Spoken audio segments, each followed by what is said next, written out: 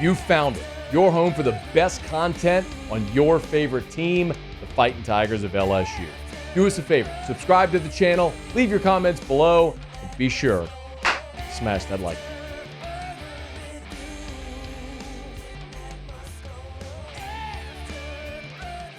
It is, as the saying often goes, to the victor go the spoils. And when you are the best offense in college football, you lead college football in scoring and total offense and average yard per play and all that sort of stuff, you are going to be up for and win a lot of awards. Jaden Daniels is going to absolutely clean up. We've talked plenty about Malik Neighbors up for the Blitnikoff. And the LSU offensive line, we learned today, is one of the finalists for the Joe Moore Award. Of course, LSU won this back in 2019. This is a collective award. It's not an individual person award. It goes to an entire group, the entire offensive line. The award itself is massive as well. It's like the size of a piano. And you get to the team so the award moves year to year. You have it for the year that you've won it, but the top of the award stays with sort of like as the representative trophy with the team that wins it for that year. But anyway, LSU won the Joe Moore Award as the best offensive line in college football back in 2019, and now they're a finalist again this year for the Joe Moore Award. And it's so fitting and appropriate because the day Brian Kelly was hired, we sat here, and this wasn't unique to this show. I mean, everybody talked about it, but the two positions, more than any other, that Brian Kelly has recruited, developed, and pumped into the NFL at an elite level are tight end and offensive line. And we ran through the long list of pros and all pros and first-round picks on the offensive line that he had at Notre Dame, and really a relative dearth of that here. Louisiana has produced amazing talent at defensive line, at cornerback, at receiver, at running back, skill positions, where largely this state has been deficient, has been elite offensive line talent and elite quarterback talent over the years. And honestly, at linebacker, too, it's been a little hit or miss. But you can go through the years and remember, well, you had like Cam Robinson, who didn't come here. You had Andrew Whitworth, who did. I mean, you can go through the years and remember the elite offensive linemen in this state because there just haven't been a ton of them. But you've kind of hit this really good pace now where Will Campbell is a 5-star, Emory Jones, you got Zalance Hurd, you've got this little run of really good offensive linemen, and Brian Kelly's developed them, he's supplemented, they've started to maximize along with Brad Davis, the guys that were here, and this offensive line has been really good. Like Brian Kelly was asked about it last month on one of those Monday press conferences about the importance of starting there with this offense. It was job one. It was the first thing that I had identified that we needed to address before we got into anything else was the offensive line. I just feel like you can't put an offense together until you put your offensive line together. And then we'll build it out from there. Last year, LSU's offensive line was atrocious. There's no other way to say it. You could look at whatever metric you want. Sacks allowed, tackles for loss allowed, rushing offense, all of the stuff that you want to look at. LSU's offensive line was one of the worst in college football last year. On whatever efficiency metric you wanted to look at, they were one of the worst. They used 6 different line combinations in the first 8 games.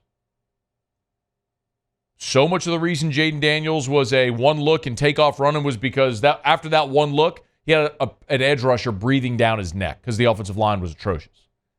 But they finally got to a point where you had your freshman bookend tackles, you allow them to get experience, you settle on Charles Turner at center, and you found your starting guards.